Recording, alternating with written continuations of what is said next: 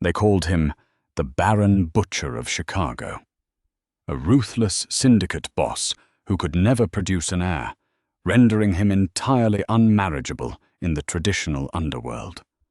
Every woman feared his wrath, and no family would give him their daughter, until a desperate, plus-sized single mother walked straight into his crosshairs.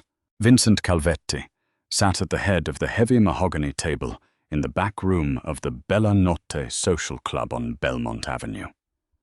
At 38, Vincent was the undisputed boss of the Chicago outfit. He was a man carved from granite and violence, possessing a chillingly calm demeanor that terrified even his most seasoned captains. But in the whispered, shadowed corners of the mafia underworld, Vincent was viewed with a glaring asterisk. He was infertile. 5 years ago, a botched hit orchestrated by the Lucchese family had left Vincent with 3 bullets in his lower abdomen. He survived, but the doctors confirmed he would never father a child. In a society that valued bloodlines and heirs above all else, this made him a pariah for marriage. The prominent mafia families refused to marry their daughters to a dead-end boss, and Vincent, known for his cruel and unforgiving nature, refused to settle for a woman who only wanted his money. He needed a wife to project stability to the New York Commission, but he was fiercely opposed to the shallow, plastic socialites thrown his way. Miles away, in a cramped, mold-infested apartment in the South Side, 29-year-old Clara Jenkins was crying over a stack of final notice bills. Clara was not a mob princess. She was a waitress at a 24-hour diner, working double shifts just to keep the heat on for her 5-year-old son, Leo. Clara was a big woman, soft, plus-sized, with a body that carried the undeniable marks of motherhood and a life lived entirely in survival mode. She had spent years enduring the cruel jabs of society, hiding her generous curves under oversized, faded thrift store sweaters. Her ex-boyfriend, Billy Henderson, had been a charmer who left her with nothing but shattered self-esteem, a beautiful baby boy, and, unbeknownst to Clara, a massive unpaid gambling debt of $65,000. The collision of their worlds happened on a freezing Tuesday night in November. Clara had just finished her shift when 2 massive men in tailored suits, Paulie and Carmine, Vincent's top enforcers, cornered her in the diner's icy parking lot. Billy had skipped town, and in the underworld, debts did not disappear. They transferred. "Ms. Jenkins," Carmine said, his voice like gravel, "your ex left a tab. The boss wants to see you." Terrified for her life and for Leo, who was asleep in the back seat of her beat-up Honda Civic, Clara had no choice but to follow them. She was escorted into the sprawling, heavily guarded Calvetti estate on the Gold Coast. She clutched her worn purse to her chest, acutely aware of how out of place she looked. The opulent crystal chandeliers and marble floors mocked her scuffed sneakers and heavy, unfashionable winter coat. Vincent watched her enter his study from the shadows of his leather armchair. He expected weeping. He expected a frantic, fragile woman who would crumble under his gaze. Instead, he saw Clara. She was visibly trembling, her breathing shallow. But when she stepped into the light, her chin tilted up. Vincent's dark eyes swept over her. She was undeniably heavy, completely devoid of the sharp, starved angles of the women in his circle. She had full hips, a thick waist, and soft, flushed cheeks. For the first time in years, Vincent felt a strange, primal jolt. There was no pretense in her, no manufactured beauty, just raw, unfiltered reality. "I don't have $65,000, Clara said, her voice shaking but surprisingly loud in the quiet room. "I make $12 an hour, but if you hurt me, my son goes into foster care. And I swear to God, I will haunt you until the day you die." Vincent leaned forward, resting his elbows on the desk. "Billy Henderson signed your name as the guarantor on his markers, Clara. My business operates on consequences." "Then your business is stupid," she fired back, tears finally spilling over her lashes. "Because killing a poor waitress gets you exactly $0. Let me work it off. I'll clean this massive house. I'll cook. I'll do whatever it takes. Just let me raise my son." Vincent stared at her.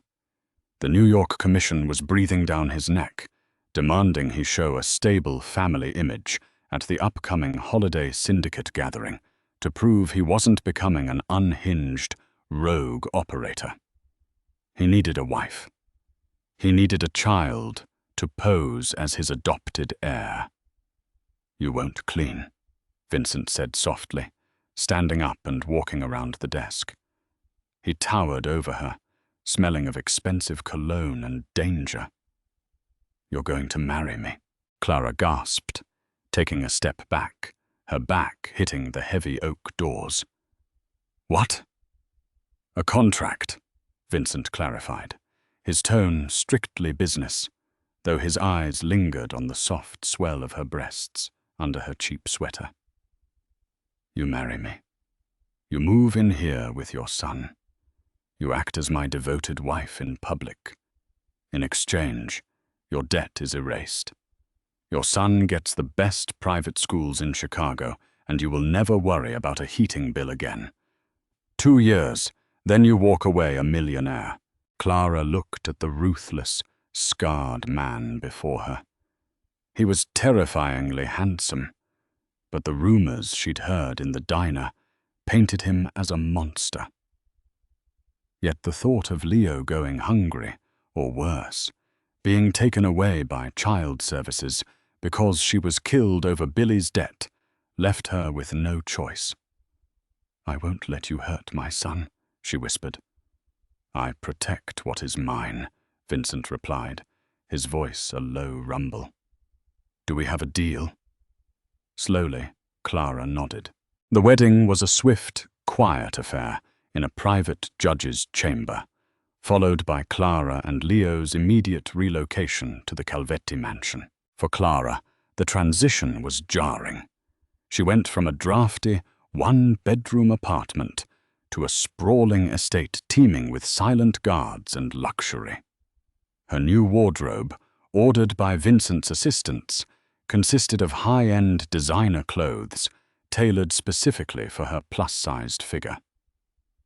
When she looked in the mirror, wearing fine silks and cashmere that hugged her curves rather than hiding them, she didn't recognize herself. But underneath the expensive fabrics, her insecurities raged. She knew why Vincent had chosen her. She was desperate, manageable, and a complete outsider who wouldn't demand a real marriage from a man who couldn't give her a traditional family. Vincent, however, was experiencing a profound shift of his own. His home, usually a fortress of cold silence and brutal planning, was suddenly filled with life. 5-year-old Leo, entirely unaware of his new stepfather's deadly profession, was a whirlwind of energy. To the absolute shock of the household guards, Vincent didn't silence the boy. Instead, he found himself eating breakfast at the table just to watch Clara fuss over Leo's pancakes. Clara's presence was a balm Vincent hadn't known he needed. He watched the way she moved, the gentle sway of her wide hips, the soft maternal warmth she radiated. She didn't flinch when he came home with bruised knuckles. Instead, one evening, she quietly pulled him into the massive kitchen, wet a towel, and cleaned his hands without asking a single question. "You don't have to do that," Vincent had grumbled, rigid under her gentle touch. "I know," Clara had replied, not looking up. But nobody should have to sit with their pain alone. The real test of their arrangement came during the annual syndicate gala at the Drake Hotel. It was Clara's first public appearance. She wore a deep emerald green gown that accentuated her generous cleavage and draped beautifully over her heavy stomach and hips. She felt exposed, terrified of the judging eyes of Chicago's elite and the mafia wives who looked like runway models. As they entered the ballroom, whispers immediately broke out. Vincent kept a firm, possessive hand on the small of her back. Clara tried to shrink into herself, her old habits of hiding taking over. But Vincent's grip tightened. "Stand tall," he murmured in her ear, his breath sending a shiver down her spine. "You are a Calvetti now. They are beneath you." Halfway through the evening, a captain from the rival Lucchese family, a slick, arrogant man named Frankie Russo, approached them. Frankie had a few too many drinks and a death wish. "Vinny," Frankie sneered, his eyes dropping to Clara with blatant disgust. "I heard you finally tied the knot. Didn't realize you were buying meat by the pound these days. What, the boss of Chicago can't score a woman who takes care of herself?" The ballroom seemed to drop 10 degrees. Clara's face flushed violently, tears of humiliation springing to her eyes. She pulled back, wanting nothing more than to run to the bathroom and disappear. Before she could take a single step, Vincent's hand shot out. He grabbed Frankie by the throat, moving with such sudden, terrifying speed that the man's security detail didn't even have time to flinch. Vincent slammed Frankie backward onto a grand buffet table, shattering crystal glasses and sending expensive caviar flying. "Apologize to my wife," Vincent hissed, his voice low, deadly, and carrying across the dead silent room. He squeezed Frankie's windpipe, his knuckles turning white. "Apologize, or I will carve your tongue out and feed it to my dogs right here on this carpet." I'm sorry," Frankie choked out, his face turning a dangerous shade of purple. "I'm sorry, Mrs. Calvetti." Vincent threw the man to the floor in disgust, adjusting his suit jacket as if he hadn't just nearly committed murder in front of 200 people. He turned to Clara, offering his arm. "Are you ready to go home, Mia Regina?" That night, in the quiet safety of their mansion, the invisible wall between them shattered. Clara, still shaken, knocked on Vincent's bedroom door. They had maintained separate rooms since the wedding. When he opened it, looking tired and rubbing his jaw, she didn't hesitate. She stepped inside and threw her arms around his waist, burying her face in his broad chest. Vincent froze. He was a man accustomed to violence, not affection. But as Clara's soft, full body pressed against his, all the coldness drained out of him. He wrapped his massive arms around her, burying his face in her hair. "Thank you," she whispered. "Nobody has ever stood up for me like that." "I will always stand up for you, Clara," he swore fiercely, tracing the soft curve of her jawline. "You are beautiful, every single part of you." For a few weeks, their fake marriage blossomed into genuine, fiery romance. Vincent was obsessed with her softness, finding comfort and absolute devotion in her arms, while Clara finally found a man who worshipped the body she had spent a lifetime hating. But a mafia boss's life is never peaceful. Just as Clara began to feel truly safe, the shadows of her past violently resurfaced.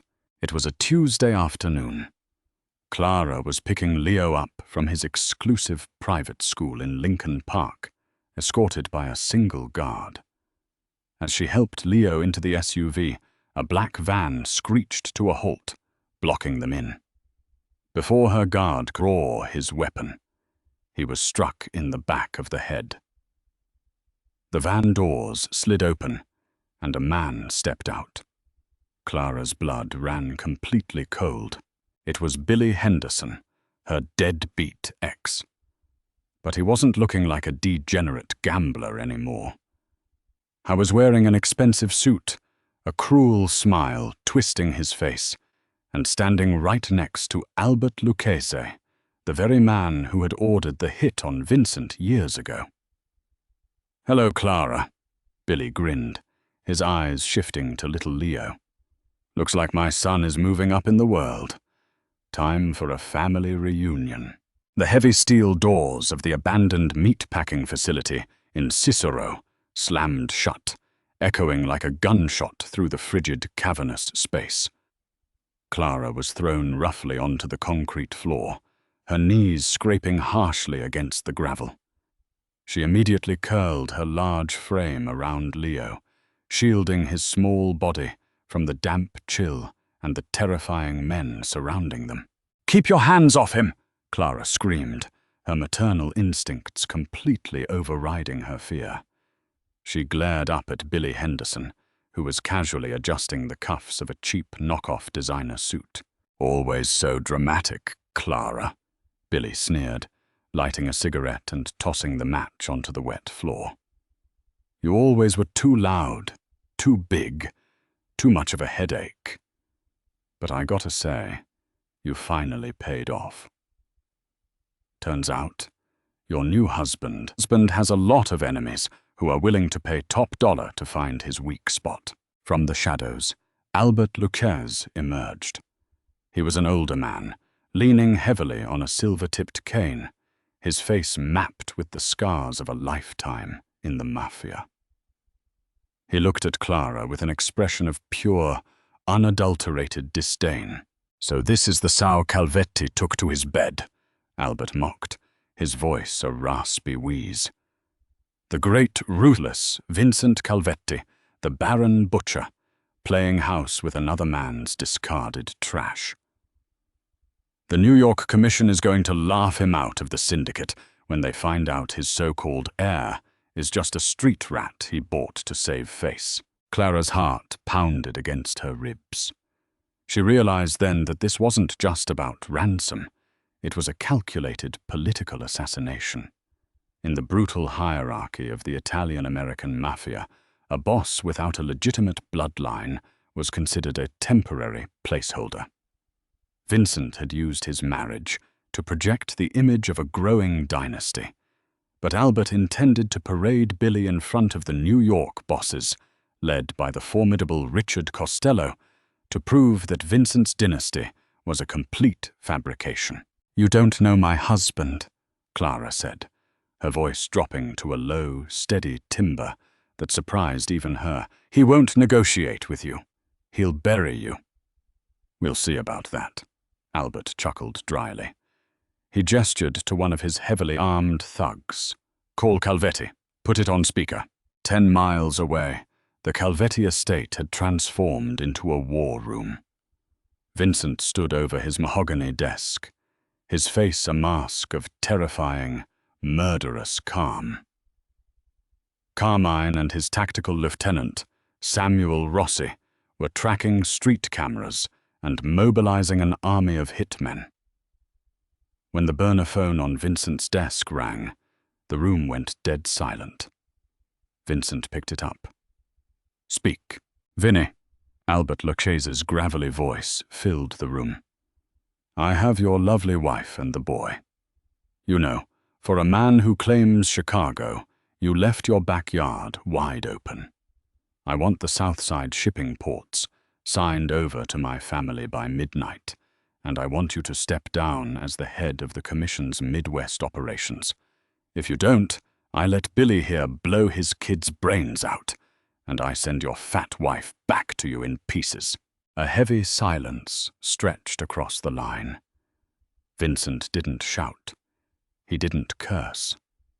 When he finally spoke, his voice was so cold it seemed to lower the temperature in the room. "Albert," Vincent said softly. You made fatal miscalculation. You think because I cannot create a child, I do not know how to be a father. You think because my wife is soft, I have gone soft. Listen to me very carefully. Keep the phone on.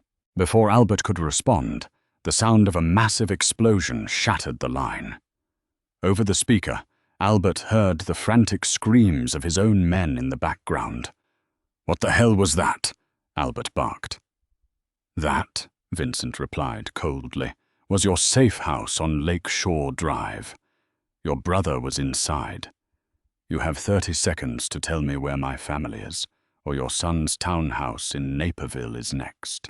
Panic flashed across Albert's face. He had underestimated the sheer, psychopathic lengths Vincent would go to for a woman and a child who weren't even his by blood. In the warehouse, Billy panicked. Seeing the Luquet's boss suddenly sweat, Billy pulled a snub-nosed revolver from his jacket and pointed it directly at Clara. Forget the negotiations, Albert. Let's just kill them and run. Clara didn't freeze. A lifetime of being pushed around, of feeling inadequate, of hating her own body, evaporated in the face of her son's imminent death. She wasn't a fragile, petite mob wife. She was a mother, and she had mass. With a primal scream, Clara lunged upward. She threw her entire weight forward, driving her shoulder directly into Billy's midsection before he could pull the trigger. The impact was devastating. Billy, completely unprepared for her speed and sheer force, was thrown backward. The gun fired wildly into the ceiling, the deafening crack echoing through the warehouse. Billy crashed onto a rusted conveyor belt, gasping for air as his ribs cracked under her assault. Clara scrambled to grab the dropped weapon, but one of Lucchese's thugs grabbed her by the hair, dragging her backward. Suddenly, the steel doors of the warehouse blew entirely off their hinges. A matte black Cadillac Escalade rammed through the opening, tires squealing on the concrete. But before the vehicle even came to a complete stop, the doors flew open. Vincent stepped out into the smoke and dust, an assault rifle raised to his shoulder. He looked like the Grim Reaper in a bespoke, tailored suit. The gunfight was brief, brutal, and entirely one-sided. Vincent's men, led by Carmine and Samuel, flooded the building with tactical precision. Lucchese's thugs dropped one by one, overwhelmed by the sheer firepower and the terrifying wrath of the Calvetti syndicate. Vincent moved through the chaos with dead-eyed focus. He didn't waste bullets. Every shot found its mark. He spotted Albert Luquesse attempting to limp toward a back exit. Vincent drew his sidearm, a heavy custom .45 caliber, and shot Albert directly in the kneecap. The older boss collapsed with a shrieking howl, sprawling on the wet concrete. But Vincent's eyes immediately swept the room for Clara. He found her, huddled in the corner, her arms wrapped entirely around Leo, shielding the boy's eyes from the violence. Her beautiful face was bruised, and her dress was torn, but she was alive. Clara, Vincent breathed, dropping his weapons and sliding to his knees beside her. He pulled her and Leo into his chest, burying his face in her neck, inhaling the scent of her skin. His hands trembled, the first time any of his men had ever seen the boss show a physical sign of fear. "We're okay," Clara sobbed, clutching the lapels of his suit, grounding him. "I've got him, Vincent. We're okay." From across the room, a pathetic groan echoed. Billy Henderson was trying to crawl away, clutching his broken ribs. Vincent's tender expression vanished, replaced instantly by the cold, dead mask of the butcher. He stood up, towering over the room. "Carmine," Vincent ordered, not taking his eyes off Billy. "Take my wife and son to the car." "No," Clara said. Vincent turned back to her, surprised. Clara stood up. She didn't try to hide her torn clothes or shrink herself. She stood tall, her generous curves cutting a commanding silhouette against the smoke of the warehouse. She looked at Billy. The man who had ruined her credit, broken her heart, and just tried to murder their son. "You don't get to hide from this, Billy," Clara said, her voice steady and echoing with newfound authority. She looked at Vincent. "Handle him, but do not let him die quickly." A slow, dark smile spread across Vincent's face. He had married her for convenience, but looking at her now, fierce, unyielding, and utterly commanding, he knew she was exactly what a mafia queen was meant to be. 2 weeks later, the atmosphere at the Waldorf Astoria in New York City was thick with cigar smoke and tension. The Commission, the governing body of the American Mafia, was holding its summit. Richard Costello, the supreme boss, sat at the head of the table. Vincent sat near the front, Clara by his side. She wore a stunning, custom-tailored crimson gown that hugged her full hips and accentuated her curves. She wore a diamond choker that cost more than most people made in a decade, but her true power came from the icy, confident glare she leveled at the men in the room who dared to look at her twice. "Calvetti," Richard Costello began, steepling his fingers. "The Lucchese family is in shambles. Albert is in a wheelchair, drinking his meals through a straw. And rumors are flying that this boy of yours isn't your blood. You know the rules, Vincent. A boss without a true heir cannot hold a seat at this table. It disrupts the lineage." Vincent stood up slowly. He motioned to the heavy double doors. Carmine pushed them open, and little Leo walked in, dressed in a miniature tuxedo, looking directly at Vincent for reassurance. Vincent smiled warmly at the boy, then turned his hardened gaze to Costello. "Blood is a biological accident, Richard," Vincent stated, his voice resonating through the grand hall. He pulled out a hunting knife and, without flinching, sliced the palm of his own hand. He then knelt before Leo, gently taking the boy's hand and making a tiny prick on his thumb. He pressed their hands together. "This boy carries my name. He carries my protection. And as of this moment, by the ancient laws of Omerta and the blood oath, he carries my blood," Vincent declared, locking eyes with every mob boss in the room. "He is the sole heir to the Chicago Syndicate. If any man in this room wishes to contest the legitimacy of my son, you can step outside with me right now. But pack a body bag before you do." The room was dead silent. The sheer audacity, backed by Vincent's terrifying reputation, and the recent, brutal dismantling of the Lucchese family, left no room for argument. Richard Costello looked at the bleeding hand, looked at the defiant, beautiful, plus-sized woman sitting beside Vincent, and finally he nodded. "The Commission recognizes Leo Calvetti as the rightful heir to Chicago. Take your seat, Vincent." That night, standing on the balcony of their penthouse suite, overlooking the glittering skyline of Manhattan, Vincent wrapped his arms around Clara from behind, resting his hands on the soft swell of her stomach.